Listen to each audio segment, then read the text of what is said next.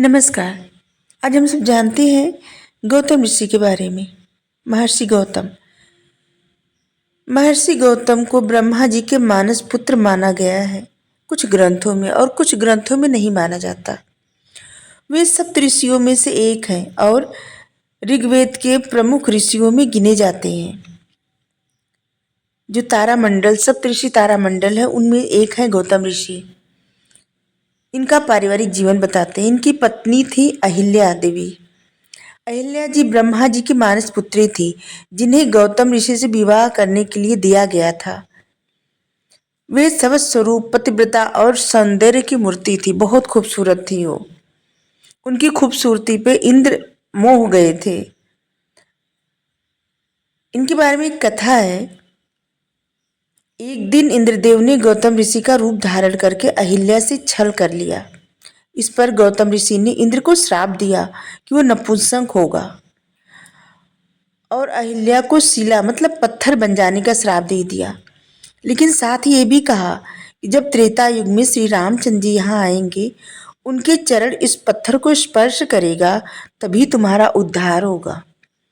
और ऐसा हुआ भी। भगवान रामचंद्र जी जब विश्वामित्र जी के साथ जा रहे थे उनके साथ, और वहाँ पे घूमते घूमते जब गए, विश्वामित्र जी से पूछे कि ये कौन है, तब वो बताए उनकी पूरी कथा। और वो अपने पैर से मतलब पाँव से छुए, और जब वो पत्थर से नारी बन गई। और तभी तो केवट उनसे उनका पैर धोने के लिए कठौती लेके आया।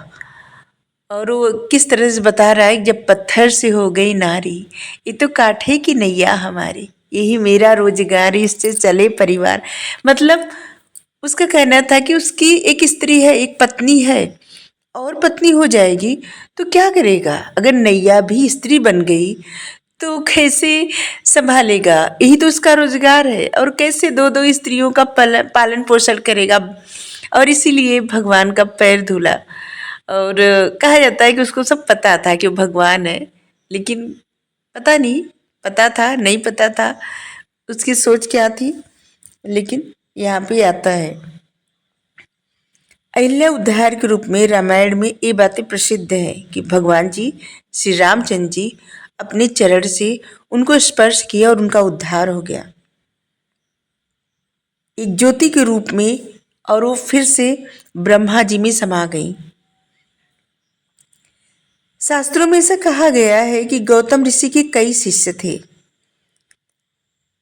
उनके पुत्र भी, जिनमें सतानंद ऋषि, जनकपुर के राज ऋषि, जिन्होंने जनक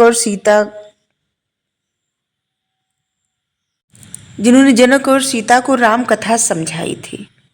सतानंद ऋषि, इनके संतान भी थे और शिष्य भी थे। एक प्राचीन धर्मशास्त्र ग्रंथ है जिसमें समाज, वर्ण, धर्म उसी गौतम सूत्र कहा गया है। हिस्ट्री में जो लोग हिस्ट्री पढ़े हैं वो लोग पढ़े हैं।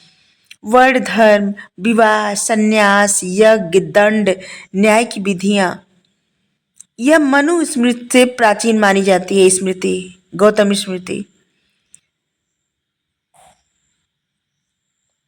गौतम ऋषि ने न्याय दर्शन की रचना की, जो भारतीय तर्कशास्त्र की आधारशिला है। यह दर्शन तर्क, प्रमाण, अनुमान, तत्व ज्ञान और मोक्ष के विषय में बताता है। इसमें 16 प्रमुख तत्व हैं। तत्व मतलब पदार्थ बताए गए हैं, जैसे प्रमाण, प्रयोजन, उदाहरण, संदेह, हेत्वाभास आदि। और ये सब आप न्याय दर्शन से जुड़ा है। न्याय मतलब जो साक्ष्य दिया जाता है ना, जब सब लोग मतलब देखे होंगे, मूवी में रहता है जैसे गीता पे हाथ रख के कसम खाना, किस तरह से साक्ष्य दिया जाता है। ये जो प्रमाण, ये सब कुछ है ना, इसका सबसे प्राचीन जो लिखा गया है, एक गौतम ही लिखे हैं, गौतम ऋषि।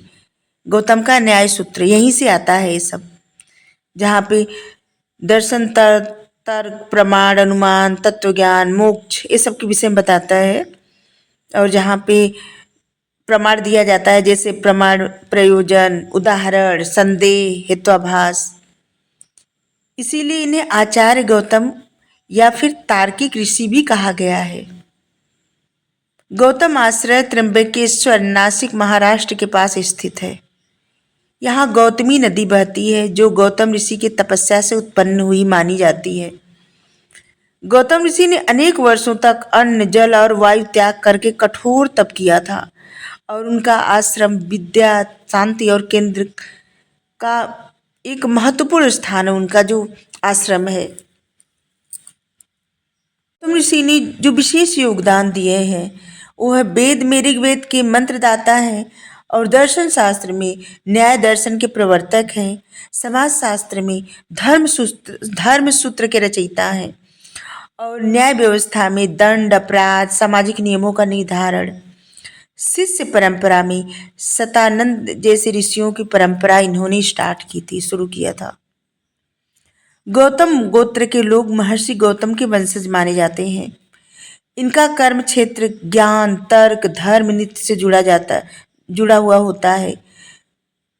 पवित्रता तप और शुद्ध विचार इनके वंश की विशेषता है। गौतम ऋषि के विचार है, विवेक ही वह दीपक है जो अज्ञान के अंधकार को मिटाता है। सत्य की खोज बिना तर्क के अधूरा है और तर्क बिना श्रद्धा के सुखी है। इन सब से निष्कर्ष ही निकलता है गौतम ऋषि के बारे में कि गौतम ऋषि धर्म दर्शन और न्याय के स्तंभ हैं। अहंकार के विरुद्ध विवेक का प्रतिनिधित्व करते हैं। उनके जीवन में हमें सीख मिलती है, तब विवेक क्षमा और नियम ही ऋषि का जीवन है। आज के लिए इतना ही। Thank you. राधे राधे।